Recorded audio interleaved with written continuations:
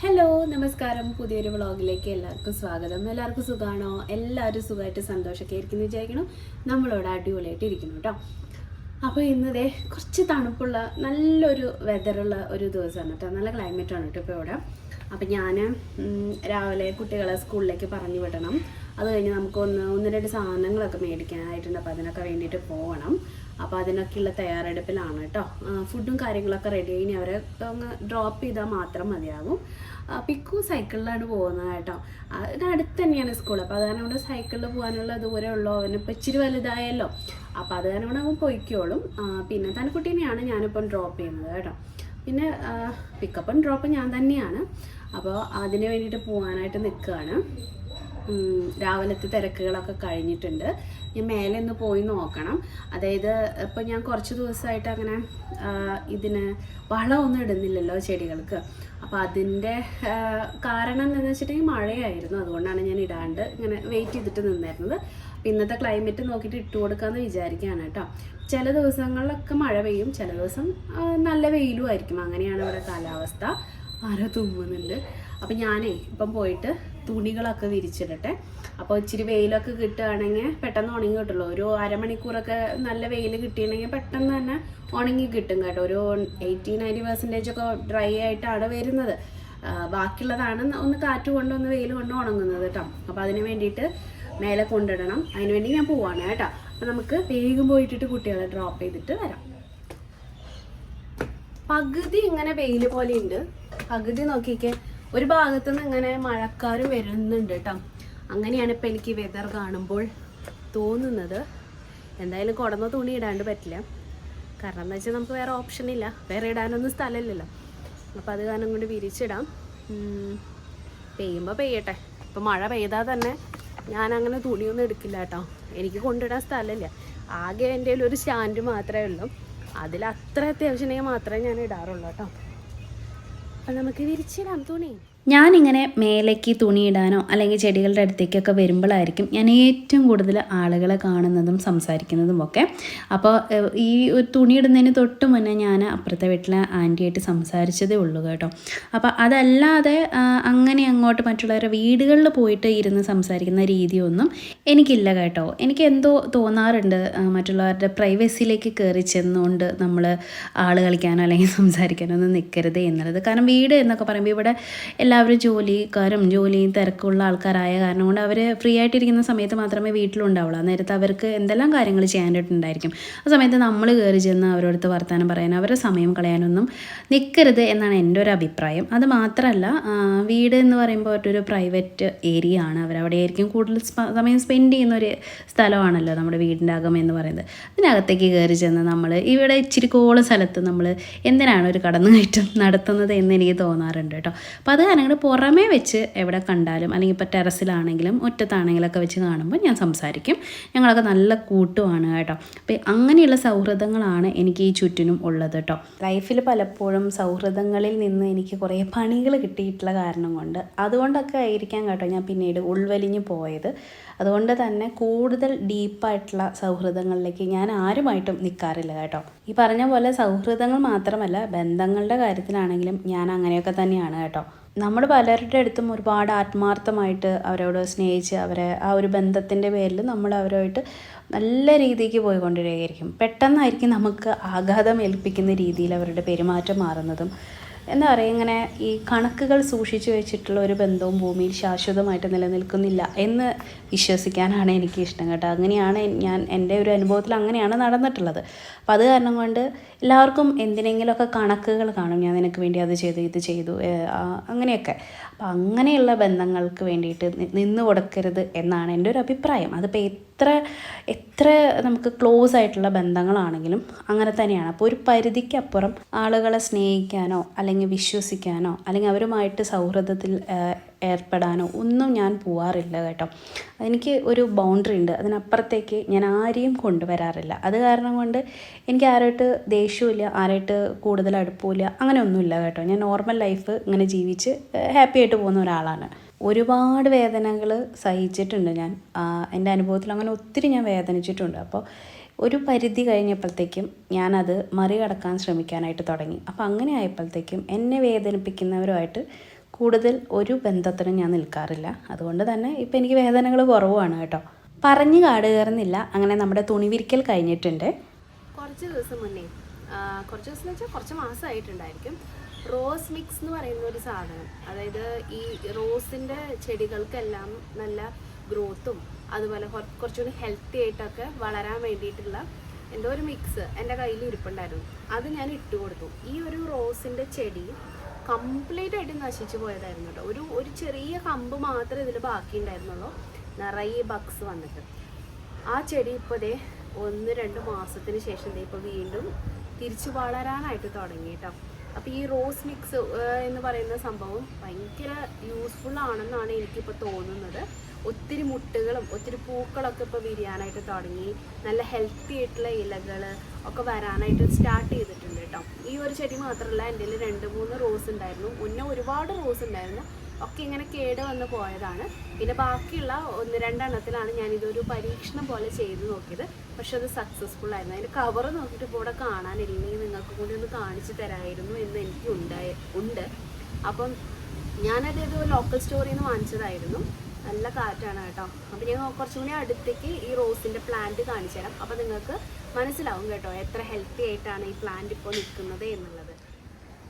അപ്പോൾ ഇതാണ് ഞാൻ പറഞ്ഞ ഹെൽത്തി ആയിട്ട് എനിക്ക് തിരിച്ച് കിട്ടിയ എൻ്റെ റോസ് പ്ലാന്റ്. ഇതിൻ്റെ ഇലകളൊക്കെ കണ്ടോ, നിറയെ മുട്ടും വന്നിട്ടുണ്ട്. ഒത്തിരി പൂക്കൾ ഉണ്ടായിട്ടുണ്ടായിരുന്നു. ഞാനൊന്ന് കൺഫേം ചെയ്തിട്ട് നിങ്ങൾക്ക് പറയാമെന്ന് വിചാരിച്ചിട്ട് ഇരിക്കുകയായിരുന്നു കേട്ടോ. അപ്പോൾ അതേ രണ്ടാമത് വന്ന മുട്ടുകളാണ് ഞാൻ കട്ട് ചെയ്ത് കൊടുത്തിട്ട്. നോക്കിക്കേ എത്ര ഹെൽത്തി ആയിട്ട് നിൽക്കണം. നോക്കിക്കേ താഴെയെല്ലാം ഉണ്ട് കേട്ടോ. ഇവിടെ നിന്നെല്ലാം ഗ്രോത്ത് വരുന്നുണ്ട്. എൻ്റെ ഇടയിൽ വേറൊരു ചെടി, നമ്മുടെ ഈ 4 മണി 10 മണി പോലത്തെ സാധനമല്ലേ, അത് ഉണ്ട്. അപ്പം അത് ഇനി പറിച്ച് മാറ്റി വേറെ വല്ലത്തിലേക്ക് നടണം, അല്ല എന്നുണ്ടെങ്കിൽ ഇതിൻ്റെ ഗ്രോത്തിനെ അത് ബാധിക്കും. അപ്പം അത് കാരണം കൊണ്ട് ഞാനിത് നശിച്ചു പോയതല്ലേ. ഈ കണ്ടോ, നിങ്ങൾക്ക് ഇവിടെ കണ്ടാൽ മനസ്സിലാവും. ഇതിൻ്റെ അടിഭാഗം നോക്കിയാൽ മനസ്സിലാവും. കണ്ടോ, ഇവിടെ മുഴുവൻ ഞാൻ കട്ട് ചെയ്തതായിരുന്നു. കണ്ടോ, ഈ ഒരു ഡ്രൈ ആയിട്ട് അവിടെ നിന്നാണ് ഒരു കമ്പ് പുതിയത് മുളച്ച് ഇങ്ങോട്ട് വന്നതും ഇങ്ങോട്ട് വന്നിരിക്കുന്നതും കേട്ടോ. അതുകൊണ്ടാണ് ഞാൻ പറഞ്ഞത് നല്ലതാണ് എന്ന് കേട്ടോ. വേറൊരു ചെടിയും കൂടി ഉണ്ട്, ഞാൻ കാണിച്ചു തരാം. ഇതാണ് എൻ്റെ രണ്ടാമത്തെ റോസ് പ്ലാന്റ്. ഇതും കേടുവന്ന് പോയതായിരുന്നു. ഇപ്പം നോക്കിക്കേ എത്ര ഹെൽത്തി ആയിട്ടാണ് നിൽക്കുന്നത്. മുട്ടുകളും വന്നിട്ടുണ്ട് കണ്ടോ. ഇലയ്ക്കൊക്കെ നല്ല ഹെൽത്തി ആയിട്ടുള്ള ഇലയാണ് കേട്ടോ. കണ്ടോ, ഈ കളറ് ഫ്ലവർ ആയിരുന്നു ഇതിൽ വന്നുകൊണ്ടിരുന്നത്, ഓറഞ്ച്. പക്ഷെ ഇടയ്ക്ക് ഒത്തിരി കേട് വന്നതായിരുന്നു. പക്ഷെ ഇപ്പോൾ വീണ്ടും ഇതിന് ഒരുപാട് ബ്രാഞ്ചസ് ഒക്കെ വന്ന് കുറേ മുട്ടുകളൊക്കെ ഉണ്ടായി നല്ല ഭംഗിയിൽ നിൽപ്പുണ്ട് കേട്ടോ. ചെടിക്കാരും പറഞ്ഞ് നേരം പോയത് അറിഞ്ഞില്ല. പിള്ളേരെ 5 മിനിറ്റിൻ്റെ വ്യത്യാസത്തിലാണ് ഞാൻ സ്കൂളിൽ കൊണ്ടാക്കിയത് കേട്ടോ. ഞാൻ പോകുന്ന ഗേറ്റിൻ്റെ അവിടെ എത്തിയപ്പോഴത്തേക്കും തന്നെ അവരുടെ ബെല്ലടിച്ചിട്ടുണ്ടായിരുന്നു. ജസ്റ്റ് മിസ് എന്നൊക്കെ പറയില്ലേ, അങ്ങനെ അവരെ വേഗം കൊണ്ടാക്കിയതിന് ശേഷം ഞാൻ സാധാരണ ഇപ്പം മിക്ക ദിവസങ്ങളിലും KPM ഫ്രഷിൽ വരാറുണ്ട് കേട്ടോ. മിക്കപ്പോഴും ഇവരെങ്ങനെ സ്കൂളിലേക്ക് വിട്ടിട്ടൊക്കെ ആയിരിക്കും വരുന്നത്. അല്ല എന്നുണ്ടെങ്കിൽ ചിലപ്പോൾ ഞാൻ തിരക്കുണ്ടെങ്കിൽ വീട്ടിലൊക്കെ പോയിട്ട് പതിയെ ആയിരിക്കും വരുന്നത് കേട്ടോ. എങ്ങനെയാണെങ്കിലും ഞാനൊന്ന് പുറത്തേക്ക് ഇറങ്ങാറുണ്ട്. അത് മെയിനായിട്ടുള്ള കാര്യം നമുക്ക് പാല് മേടിക്കുക എന്നുള്ളതാണ്. വർഷങ്ങളായിട്ട് വീടിനടുത്തുള്ള ഒരു കടയിൽ നിന്ന് നമ്മൾ വാങ്ങിച്ചുകൊണ്ടിരുന്നത്. സാധാരണ ഉള്ള പാലിൻ്റെ വിലേനെ കഴിഞ്ഞും 5 രൂപ കൂടുതലായിരുന്നു നമ്മൾ വാങ്ങിച്ചുകൊണ്ടിരുന്നത്. ഇപ്പോൾ 2 പാക്കറ്റ് പാല് ഒക്കെ മിനിമം വേണ്ടി വരുമല്ലോ. അപ്പോൾ അത്രയും വ്യത്യാസത്തിൽ പാലിന് പൈസ കൊടുത്തുകൊണ്ടിരിക്കുകയായിരുന്നു. ഞങ്ങളത് അറിഞ്ഞില്ല, ഞങ്ങൾ പറ്റിക്കപ്പെട്ടു. പിന്നീട് ഒരു ദിവസം ഇങ്ങനെ KPN ഫ്രഷിൽ വന്നതിന് ശേഷമാണ് മനസ്സിലായത് ഇവിടെ സാധാരണ ഉള്ള പാലിൻ്റെ വിലേനെ കഴിഞ്ഞ് 1 രൂപ കുറവാണ്. ഓറഞ്ച് മിൽക്കിൻ്റെ കാര്യമാണ് ഞാൻ പറയുന്നത് കേട്ടോ, ഫുൾ ഫാറ്റ് മിൽക്കിൻ്റെ കാര്യം. അപ്പോൾ അങ്ങനെ ആയപ്പോഴത്തേക്കും ഒരു 5-6 തവണ നമ്മൾ ഈ വഴിക്ക് പോകുന്നത്. അപ്പോൾ എന്തുകൊണ്ട് അങ്ങനെ കയറി വാങ്ങിച്ചൂടെ എന്ന് ഞങ്ങൾ മാറി ചിന്തിക്കാനായിട്ട് തുടങ്ങി. അപ്പോൾ അപ്പം മുതൽ ഞാൻ KPN ഫ്രഷിൽ വന്ന് വെജിറ്റബിൾസ് ആണെങ്കിലും എന്ത് ഐറ്റംസ് ആണെങ്കിലും വാങ്ങിക്കാനായിട്ട് തുടങ്ങി കേട്ടോ. അങ്ങനെ 1-2 ഐറ്റംസ് ഒക്കെ വാങ്ങിച്ചു. അപ്പോൾ ഈ ഒരു ബ്രഷ് കണ്ടോ, നമ്മുടെ ബോട്ടിലൊക്കെ കഴുകാൻ വേണ്ടിയിട്ടുള്ളതാണ് കേട്ടോ. എൻ്റെ കയ്യിൽ ഓൾറെഡി വേറൊരു ടൈപ്പുള്ള കാരണം കൊണ്ട് ഞാൻ വാങ്ങിച്ചില്ല. പക്ഷേ അത് നല്ലതാണ് കേട്ടോ, യൂസ്ഫുള്ളാണ്. പിന്നെ എല്ലാ സാധനങ്ങൾക്കും ഇവിടെ കുറച്ച് രൂപ ഡിസ്കൗണ്ട് ഇടുന്നുണ്ട് കേട്ടോ. അപ്പോൾ നമുക്കത് ബില്ലടിച്ച് ആ ഒരു റേറ്റ് കാണുമ്പോൾ നമുക്ക് മനസ്സിലാവും വില വ്യത്യാസം ഉണ്ട് എന്നുള്ളത്. അപ്പോൾ എന്തുകൊണ്ടും നല്ലതായിട്ടാണ് എനിക്ക് തോന്നുന്നത്. അതുകൊണ്ട് ഞാനിപ്പോൾ സ്ഥിരമായിട്ട് വരുന്നുണ്ട്. അങ്ങനെ രാവിലത്തെ കലാപരിപാടികളൊക്കെ കഴിഞ്ഞ് ഞാൻ കുറച്ച് നേരം ഒന്ന് വന്ന് ഇരിക്കാം എന്ന് വിചാരിച്ചിട്ട് ഇതേ അവിടെ ശരത്തൻ്റെ കൂടെ വന്ന് ഇരിക്കുകയായിരുന്നു. അപ്പോൾ ശരത്തൻ ജോലിക്ക് പോയി കേട്ടോ. കുറച്ച് ദിവസമായിട്ട് പോകുന്നുണ്ടായിരുന്നൊന്നുമില്ല. അപ്പോൾ വർക്ക് ഫ്രം ഹോം ചെയ്യായിരുന്നു. ഇപ്പം ഇന്ന് തൊട്ട് ഇന്നലെ തൊട്ട് പോകാൻ തുടങ്ങി. അപ്പം ഞാൻ ഇന്ന് ശരത്തേടെ പോണ വരെ ഞാൻ അങ്ങനെ ഇരിക്കാം കുറച്ച് നേരം എന്ന് വിചാരിച്ച്, കുട്ടികളൊക്കെ പോയി കഴിഞ്ഞാൽ കുറച്ച് സമയം നമുക്കൊന്ന് ഇരിക്കണം എന്നൊക്കെ തോന്നുമല്ലോ, കുറച്ച് നേരം TV ഒക്കെ കണ്ടിട്ട്. അപ്പം ഞാൻ ശരത്തേടെ ഉള്ളപ്പോൾ മാത്രമേ ഞാൻ TV വെച്ച് എന്തെങ്കിലും ഒരു സീരീസ് കാണുക അല്ലെങ്കിൽ എന്തെങ്കിലും ഒരു സിനിമ കാണുകയൊക്കെ ചെയ്യുള്ളൂ കേട്ടോ. അല്ലാണ്ട് എനിക്ക് തനിച്ചിരുന്ന് TV വാച്ച് ചെയ്യുക അല്ലെങ്കിൽ സീരിയലുകൾ കാണുക ഇങ്ങനത്തെ പരിപാടികളൊന്നും എനിക്ക് ഇഷ്ടമല്ല. അപ്പോൾ അത് കാരണം കൊണ്ട് ഞാൻ കാണാറുമില്ല TV. ശരത്തേടെ ഈ പോകുന്ന സമയത്തിനുള്ളിൽ എന്താണോ TV വെക്കുന്നത് അത് മാത്രമേ ഞങ്ങൾ കാണുള്ളൂ. പിന്നെ വീക്കെൻഡുകളിലൊക്കെ നമ്മളിങ്ങനെ ഫാമിലി ആയിട്ട് ഇരുന്ന് ഏതെങ്കിലും മൂവീസ് കാണും. ചിലപ്പോൾ കുട്ടികൾ കാണുന്ന മൂവി ആയിരിക്കും, ചിലപ്പോൾ പുതിയ ലേറ്റസ്റ്റ് ആയിട്ടുള്ള ഇറങ്ങിയിട്ടുള്ള പ്രൈമിലോ അല്ലെങ്കിൽ നമ്മുടെ ജിയോ ഹോട്ട്സ്റ്റാർ, അങ്ങനെ 1-2 ആപ്പുകൾ ഒക്കെ നമ്മൾ ചെയ്തു വെച്ചിട്ടുണ്ട്. അപ്പോൾ പ്രൈമും ജിയോ ഹോട്ട്സ്റ്റാറും ഉണ്ട് ഇവിടെ. പിന്നെ എനിക്ക് തോന്നുന്നു വേറെ എന്തായിരുന്നു, നെറ്റ്ഫ്ലിക്സ്, അങ്ങനത്തെ സംഭവങ്ങളൊക്കെ ചെയ്തു വെച്ചിട്ടുണ്ട് കേട്ടോ. അപ്പോൾ ഇതിലേതെങ്കിലുമൊക്കെ സീരീസ് കാണുക അങ്ങനത്തെ പരിപാടികളൊക്കെ ഞങ്ങൾക്ക് ഉണ്ട്. വീക്കെൻഡ് ആകുമ്പോൾ വല്ല സിനിമ കാണുക ഇതൊക്കെ ഉണ്ട് കേട്ടോ.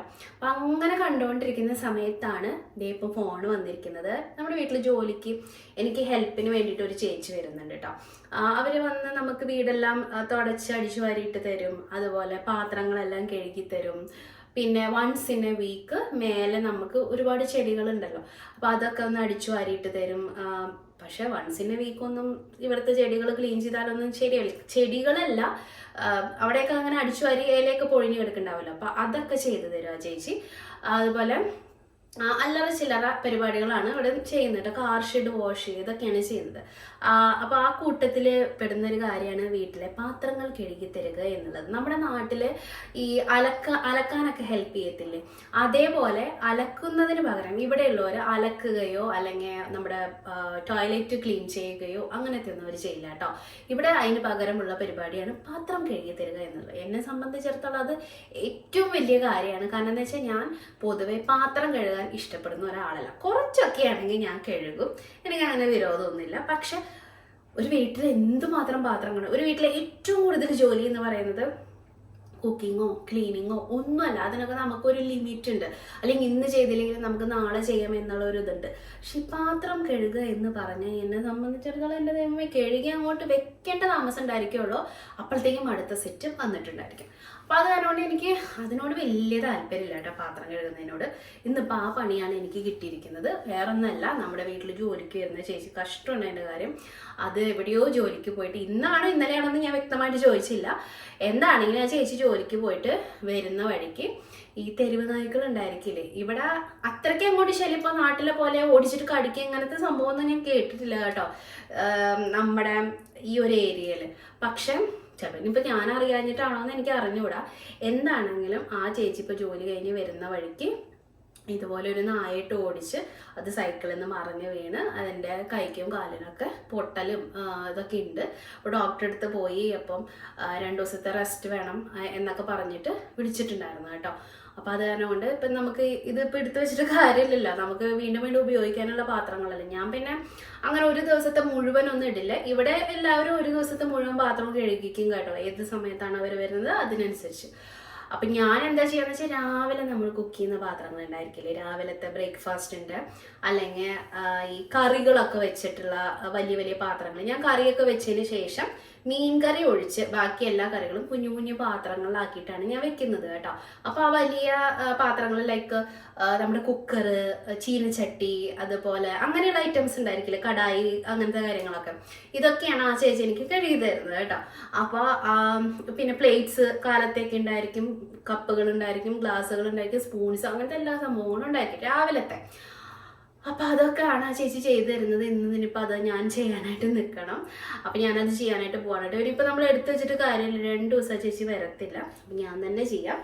അപ്പം അതിന് പോവായിരുന്നു ഞാൻ. അപ്പോൾ എന്താ, അത് ജസ്റ്റ് നിങ്ങളോടൊന്ന് പറഞ്ഞു എന്നേ ഉള്ളൂ കേട്ടോ, ഒരു ചെറിയ പണി കിട്ടി എന്നുള്ളത്. എനിക്ക് ഇഷ്ടമില്ലാത്ത പണി ആയതുകൊണ്ട് വേറെ എന്താണെങ്കിലും ഞാൻ ചെയ്തേനെ. ക്ലീനിങ്ങോ അല്ലെങ്കിൽ അടിച്ചു വാരുക, തുടക്കുക, ഇതൊന്നും എനിക്ക് മടിയില്ല. കുട്ടികളെ കാര്യങ്ങൾ നോക്കിയതിലൊന്നും എനിക്ക് മടിയില്ല. പാത്രം കഴുകുക എന്ന് പറഞ്ഞാൽ എന്നെ പോലെ ആരെങ്കിലും ഇഷ്ടപ്പെടാത്ത ആരെങ്കിലും ഉണ്ടെങ്കിൽ ഒന്ന് കമൻറ്റ് ചെയ്തോളൂ. നിങ്ങളോട് കമൻറ്റ് ചെയ്യാൻ പറഞ്ഞിട്ട് യാതൊരു കാര്യമില്ലെന്ന് എനിക്കറിയാം. നിങ്ങൾ കമൻസ് ഒക്കെ ഭയങ്കര പിശുക്കന്മാരാണ് കേട്ടോ. നമ്മുടെ ഈ വീഡിയോസ് കാണുന്ന ആൾക്കാർ കമൻസ് ഒക്കെ ഒരെണ്ണം വായിക്കും. ഞാനങ്ങനെ നോക്കിയിരിക്കും, അയ്യോ ആരെങ്കിലും കമൻറ്റ് ചെയ്തിട്ടുണ്ടോ, എന്താ ചെയ്തേക്കണേ എന്നൊക്കെ അറിയാൻ വേണ്ടിയിട്ട്. പക്ഷെ കമൻസ് ഒക്കെ വളരെ കുറവാണ് കേട്ടോ. എനിക്കൊരു ഇഷ്ടം കൊണ്ട് ചെയ്യണോ എന്നേ ഉള്ളൂ. അല്ല എന്നുണ്ടെങ്കിൽ എപ്പോഴേ ഞാനത് ഈ ഒരു എന്താ പറയുക, ഈ ഒരു പ്രൊഫഷൻ നിർത്തിയേനെ. ഇനിയിപ്പോൾ എനിക്ക് അങ്ങനെ വലിയ സമയവും കാര്യങ്ങളൊന്നുമില്ല. അതുകൊണ്ടാണ് ഞാൻ വീഡിയോസൊക്കെ കുറച്ച് വരുന്നത് കേട്ടോ. ഞാൻ പിന്നെ പറയാം എന്താ ഏതാന്നൊക്കെ ഉള്ളത്. പിന്നെ ഉണ്ടല്ലോ, ഇനി നമുക്ക് പാത്രം കഴുകിക്കൊണ്ട് പറയാം. ഞാനിവിടെ നമുക്ക് വാൾപേപ്പർ ഒട്ടിച്ചിട്ടുണ്ട്. ഇതിപ്പോൾ ഏകദേശം 2 വർഷം, ഈ ഒരു ഓഗസ്റ്റ് സെപ്റ്റംബറിലോ മറ്റാണ് ഞാൻ ചെയ്തതെന്ന് തോന്നുന്നു. അപ്പം എനിക്ക് തോന്നുന്നു 2 വർഷം ആവാറായെന്ന് ഉണ്ട്. 2 വർഷമാണോ, എന്തായാലും 1 വർഷത്തിന് മേലെ ആയിട്ടുണ്ട്. അപ്പോൾ എന്താണെങ്കിലും ഇതിന് ഇതുവരയ്ക്കും ഒരു കേടും വന്നിട്ടില്ല. ഒന്ന് പറഞ്ഞു പോരെ, ചെളി പിടിക്കേ അല്ലെങ്കിൽ എന്തെങ്കിലും ഒരു കുറ്റം എനിക്ക് പറയാനായിട്ട് ഉണ്ടായിട്ടില്ല. ഞാനിത് കുറച്ചധികം സമയം എടുത്ത് ചെയ്തിട്ടുള്ള ഒരു കാര്യമായിരുന്നു കേട്ടോ. അപ്പോൾ ഇത് കഴിഞ്ഞ ദിവസം ആരോ കമൻറ്റ് ചെയ്തിട്ടുണ്ടായിരുന്നു ഇത് അത്ര പെർഫെക്റ്റ് ഒന്നല്ല എന്ന് പറഞ്ഞിട്ട്. ഞാനിത് പ്രൊഫഷണലായിട്ട് ചെയ്യുന്ന ഒരാളൊന്നുമല്ല. പക്ഷെ എന്നെ സംബന്ധിച്ചിടത്തോളം ഞാൻ ഈ ചെയ്തിരിക്കുന്നത് എനിക്ക് പെർഫെക്റ്റ് ആണ്. എനിക്ക് യാതൊരു തരത്തിലും എന്താ പറയുക പറഞ്ഞു പോരെ അല്ലെങ്കിൽ ബോറായി പോവേ അല്ലെങ്കിൽ വൃത്തികേടായിട്ട് ഇരിക്കുക ഒന്നും ചെയ്തിട്ടില്ല കേട്ടോ. അപ്പം എന്നെ സംബന്ധിച്ചിടത്തോളം ഇത് പെർഫെക്റ്റ് ആണ്. പിന്നെ എല്ലാവരും പോലെ നിങ്ങളുടെ പോലെ കഴിവ് ചിലപ്പോൾ എനിക്ക് ഉണ്ടായെന്ന് വരില്ല. ഡിയർ യൂസഫ് സാർ, യൂസഫ് എന്നാണ് തോന്നുന്നു കമൻറ്റ് ചെയ്ത ആളുടെ പേര്. അപ്പോൾ എന്നെക്കൊണ്ട് പറ്റുന്ന പോലെയാണ് ഞാൻ ചെയ്തിരിക്കുന്നത് കേട്ടോ. അപ്പോൾ എനിക്കിത് ആ ഒരു ചുമരിൽ നിറയെ അഴുക്കായിരുന്നു, വൈറ്റ് ആയിരുന്നു ചുമര് വന്നിരുന്നത്. അപ്പോൾ അതുകൊണ്ട് കുഞ്ഞുങ്ങൾ ആ സമയത്ത് കുട്ടികളായ കാരണം കൊണ്ട് ചെറിയ അഴുക്കും കാര്യങ്ങളൊക്കെ എനിക്ക് ഫീൽ ചെയ്ത്. അപ്പോൾ ആ സമയത്ത് എനിക്ക് പെയിൻറ്റ് ചെയ്യണം അങ്ങനെ തോന്നിയിട്ടുമില്ലായിരുന്നു. അതുകൊണ്ടാണ് ഞാനൊരു വാൾപേപ്പർ വാങ്ങിച്ചു ഒട്ടിച്ചത്. ദൈവം സഹായിച്ച് ഇന്ന വരയ്ക്കും ഇതിന് യാതൊരു പ്രശ്നവും വന്നിട്ടില്ല കേട്ടോ. അപ്പോൾ ഞാൻ ഒന്നുകൂടി നിങ്ങൾക്ക് കാണിച്ചു തരാം. ഞാൻ പറയുന്നത് എന്തെങ്കിലും ഒരു കളർ തരണമെങ്കിൽ നിങ്ങൾ നോക്കിക്കോ. എനിക്ക് പറ്റാവുന്ന പോലെ നല്ല പെർഫെക്റ്റ് ആയിട്ട് ഒട്ടിച്ചു. ഇത് വാളിൽ നന്നായിട്ട് ഒട്ടിയിട്ട് തന്നെ ഇരിക്കുന്നുണ്ട്. നല്ല ഉഗ്രൻ പശയായിരുന്നു. അന്ന് കുറച്ച് ഒരു കഷ്ണോ പീസോ മറ്റോ നിലത്ത് വീണിട്ട് അത് എടുത്തപ്പോൾ തന്നെ നിലത്ത് വരെ അതിൻ്റെ പശ ഒട്ടിയിരിപ്പുണ്ടായിരുന്നു. ഒത്തിരി നാൾ തുടച്ചിട്ടാണ് ആ സാധനം പോയത് തന്നെ കേട്ടോ. അപ്പം അതുകൊണ്ട് പറഞ്ഞാൽ നല്ല ഉഗ്രം പശയായിരുന്നു കേട്ടോ അതിൻ്റെ ബാക്ക് സൈഡിൽ ഉണ്ടായിരുന്നത്. നല്ല ഭംഗിയിലിരിപ്പുണ്ട്. എനിക്ക് യാതൊരു പ്രശ്നവും ഇത്രയും നാളിൽ വന്നിട്ടില്ല. അപ്പം അത് കാരണം കൊണ്ട് എനിക്കിത് പെർഫെക്റ്റ് ആണ്. നിങ്ങൾക്ക് താല്പര്യം ഉണ്ടെങ്കിൽ ചെയ്താൽ മതി. അല്ലാണ്ട് ഞാൻ നിർബന്ധിച്ചിട്ടൊന്നുമില്ല ഇത് തന്നെ ചെയ്യണമെന്നൊന്നും കേട്ടോ. അപ്പം ഞാനൊന്ന് കാണിച്ചു തരാം കേട്ടോ. നമ്മുടെ ഈ ഒരു വാൾപേപ്പർ പൊട്ടിയിരിക്കുന്നത് ഞാൻ ജസ്റ്റ് ഒന്ന് നിങ്ങൾക്ക് കാണിച്ചു തരാം. ചെളി പിടിച്ചിട്ട് പോലുമില്ല. ഞാൻ വൈറ്റാണ് വാങ്ങിച്ചു ഒട്ടിച്ചിരിക്കുന്നത്. ബ്രിക്സിൻ്റെ ടൈപ്പിൽ പെട്ടിട്ടുള്ളതാണ് ഞാൻ വാങ്ങിച്ചു ഒട്ടിച്ചിരിക്കുന്നത്. ചെളി പോലും വന്നിട്ടില്ല. ഇനി അഥവാ ഇനി ഇതിൽ എന്തെങ്കിലും ചെളി ആയാൽ തന്നെ നമുക്ക് തുടച്ചെടുക്കാനായിട്ട് പറ്റും. മനസ്സിലായോ? ആ വെള്ളം നനച്ച് നമുക്ക് തുടയ്ക്കാൻ പറ്റുന്ന സാധനമാണ് ഇത്. ഞാൻ അങ്ങനെ പോലും ചെയ്തിട്ടില്ല ഇത്രയും നാളുകൊണ്ട്. അപ്പം അതുകൊണ്ട് നിങ്ങൾക്ക് പെർഫെക്റ്റ് ആയിട്ട് ഇതിനെ കഴിഞ്ഞ് നന്നായി ചെയ്യാൻ പറ്റുന്ന വെച്ചാൽ നിങ്ങൾ ചെയ്തോളൂ കേട്ടോ. അപ്പോൾ ഞാൻ കാണിച്ചു തരാം കേട്ടോ. അപ്പോൾ ഈ ഡൈനിങ് ഏരിയയിൽ ആണ് ഞാൻ ഈ വാൾപേപ്പർ ചെയ്തിരിക്കുന്നത് കേട്ടോ. ഇത്ര ഏരിയ ഞാൻ ചെയ്തിട്ടുള്ളൂ. ഇതിപ്പോൾ ഞാൻ പറഞ്ഞില്ലേ 1 ഇയറിന് മേലെ എന്തായാലും ആയിട്ടുണ്ട്. അപ്പം ഇതുവരയ്ക്കും എനിക്കിതിന് ഒരു കംപ്ലൈൻറ്റും വന്നിട്ടില്ല എന്ന് ഞാൻ അതുകൊണ്ടാണ് പറയുന്നത്. 1 ഇയറൊക്കെ നിൽക്കുകയെന്ന് പറഞ്ഞാൽ തന്നെ വലിയ കാര്യമാണ്. ഇപ്പം അതിന് മേലെയായാലും ഇതുവരെ ഒരു ഭാഗത്തു നിന്ന് പോലും പറഞ്ഞു പോരുകയോ ഒന്നും ചെയ്തിട്ടില്ല. ചെളി പിടിക്കുകയോ കളറ് ഡിമ്മാവുകയോ ഒന്നും തന്നെ എനിക്ക് വന്നിട്ടില്ല കേട്ടോ. ഇത് കുഞ്ഞ് ചെയ്തിട്ടുള്ളതാണ് കേട്ടോ ചെറുപ്പത്തിൽ. ഞാൻ പറയാണ്. പിന്നെ ഇത് പെർഫെക്റ്റ് അല്ല, ഇത് ചെയ്തിരിക്കുന്നത് വൃത്തികേടായിട്ടുണ്ട് എന്നൊക്കെയാണ് യൂസഫ് സാറ് പറഞ്ഞിരിക്കുന്നത്. പക്ഷെ എനിക്ക് അങ്ങനെ കണ്ടിട്ട് തോന്നിയിട്ടൊന്നുമില്ല കേട്ടോ. എന്നെക്കൊണ്ട് അറിയാവുന്ന രീതിയിലല്ലേ എനിക്ക് ചെയ്യാൻ പറ്റുള്ളൂ. ഞാനൊരു പ്രൊഫഷണലി ഇത് ചെയ്യുന്ന ആളൊന്നും അല്ലല്ലോ. അപ്പോൾ സാധാരണ ഒരു വീട്ടമ്മ എന്നുള്ള നിലയ്ക്ക് ഞാൻ ചെയ്തിരിക്കുന്നത് എനിക്ക് പെർഫെക്റ്റ് ആണ് കേട്ടോ. എനിക്കൊരു പ്രശ്നവും തോന്നുന്നില്ല. ഒന്നും കംപ്ലൈൻറ്റും എനിക്കിതിനെ പറ്റിയിട്ടില്ല. ചെയ്യുന്നവർ ചെയ്യട്ടെ. അപ്പോൾ ഇതുകൊണ്ടാണ് ഞാനിതൊന്ന് എടുത്ത് നിങ്ങൾക്ക് കാണിച്ചു തന്നത് കേട്ടോ. നിങ്ങൾക്ക് താല്പര്യം ഉണ്ടെങ്കിൽ ചെയ്താൽ മതി കേട്ടോ. കണ്ടോ? ഇനി നമുക്ക് പാത്രം കഴുകലിലേക്ക് കടന്നാലോ.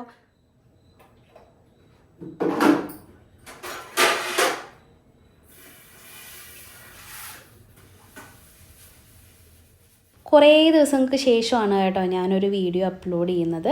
എനിക്കതിന് എൻ്റേതായിട്ടുള്ള റീസൺസ് കുറേ ഉണ്ട്. അത് ഞാൻ നിങ്ങളായിട്ട് എന്തായാലും പറയുന്നതായിരിക്കും ഇപ്പോൾ അല്ലെങ്കിൽ കൂടി. അപ്പോൾ അതിൻ്റെ കുറച്ച് തിരക്കുകളും ഒക്കെ കാരണം കൊണ്ടാണ് കേട്ടോ. പിന്നെ നിങ്ങളുടെ ഭാഗത്തു നിന്നുള്ള സപ്പോർട്ടും എനിക്ക് അത്ര നല്ലതായിട്ട് ഫീൽ ചെയ്യുന്നില്ല ഈയിടെയായിട്ട്. അപ്പോൾ അത് കാരണം കൊണ്ട് എനിക്ക് പൊതുവെ ഒരു മടിയും വന്നിട്ടുണ്ട് എന്ന് സാരം. പലപ്പോഴും നമ്മുടെ കയ്യിലുള്ള പാനുകൾക്ക് വരുന്ന ഏറ്റവും വലിയ വൃത്തികേട് എന്ന് പറയുന്നത് ഈ ബാക്ക് സൈഡിൽ ഈ തീയൊക്കെ കൊണ്ട് നല്ല പാടും വൃത്തികേടൊക്കെ വരാറുണ്ടല്ലേ. അപ്പോൾ അത് ഇല്ലാണ്ടിരിക്കാൻ നിങ്ങൾ എന്ത് ചെയ്യണമെന്ന് അറിയാം. എനിക്കിപ്പോൾ ഇവിടെ വൺസ് ഇൻ എ വീക്കാണ് ചെയ്യാനായിട്ട് പറ്റുള്ളൂ. ബാക്കിയുള്ള ദിവസം ആ ചേച്ചിയാണല്ലോ കഴുകുന്നത്. ഞാൻ എന്ത് ചെയ്യുന്നത്, ഈ ബേക്കിംഗ് സോഡ ഇല്ലേ, ബേക്കിംഗ് സോഡയും വിനീഗറും കൂടിയിട്ട് വൺസ് ഇൻ എ വീക്കിൽ ഇതിൻ്റെ ബാക്ക് സൈഡിൽ ഇങ്ങനെ തേച്ച് പിടിപ്പിക്കും. എന്നിട്ട് ഒരു 10-15 മിനിറ്റോ അരമണിക്കൂറൊക്കെ റെസ്റ്റ് ചെയ്തതിന് ശേഷം നമ്മുടെ ഡിഷ് വാഷ് ഏതാണ് യൂസ് ചെയ്യുന്നത് അത് വെച്ചിട്ട് കഴുകിയെടുക്കും. നന്നായിട്ട് ഉരച്ച് കഴുകി എടുത്തിട്ടുണ്ടെങ്കിലോ ഇതുപോലെ, ഇതിപ്പോൾ 1-2 വർഷമായി തോന്നുന്നു ഈ ഒരു ദോശക്കല്ല് ഞാൻ വാങ്ങിച്ചിട്ട്. എന്തായാലും വൺ ഇയറിന് മേലെ ആയിട്ടുണ്ടെങ്കിൽ സ്ഥിരമായിട്ട് ഉപയോഗിക്കുന്ന ഒരു ദോശക്കല്ലാണ്. അപ്പം ഈ ബാക്ക് സൈഡിൽ ഒരിക്കലും വൃത്തികേടായിട്ട് നമുക്ക് എന്താ പറയുക, നമുക്ക് ഇങ്ങനെ ഉപയോഗിക്കാൻ ഒരു മടി തോന്നത്തില്ല. അങ്ങനത്തെ ഒരവസ്ഥ വരില്ല കേട്ടോ. അങ്ങനെയൊന്ന് ചെയ്ത് നോക്കട്ടെ. ഈ ഒരു കണ്ടോ, നമ്മുടെ ദോശക്കല്ലിൻ്റെ ബാക്ക് സൈഡ് നല്ല നീറ്റായിട്ടല്ലേ ഇരിക്കുന്നത്. അതിന് വേണ്ടിയിട്ട് ഉള്ളൊരു ചെറിയ ടിപ്പാണ് കേട്ടോ. ഇനി ബാക്കി കഴുകട്ടെ.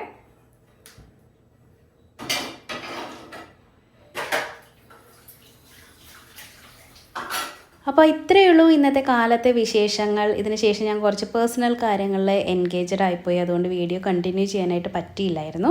അപ്പോൾ ഇന്നത്തെ കുഞ്ഞു വ്ളോഗ് നിങ്ങൾക്ക് എല്ലാവർക്കും ഇഷ്ടപ്പെട്ടെന്ന് കരുതുന്നു. നിങ്ങളുടെ സപ്പോർട്ട് ഞാൻ പ്രതീക്ഷിക്കുന്നു. അടുത്ത വ്ളോഗിൽ നമുക്ക് വീണ്ടും കാണാം. അതുവരയ്ക്കും നന്ദി, നമസ്കാരം.